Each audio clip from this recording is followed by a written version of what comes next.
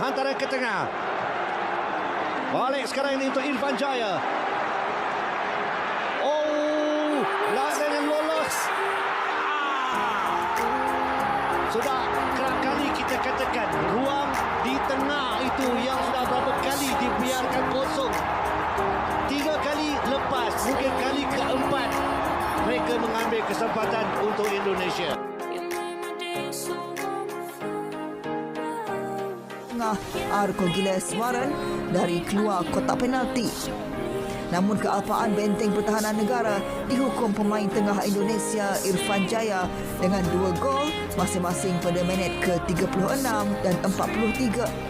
Percaturan Cheng Ho memasukkan penyerang Guleme Dipola, Dominic Tan dan Akhir Rashid pada babak kedua bagaimanapun gagal memberi impak kepada pasukan.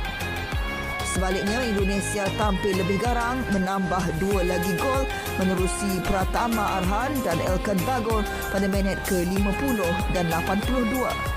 Indonesia mara ke peringkat separuh akhir sebagai juara kumpulan diikuti Vietnam sebagai naib juara.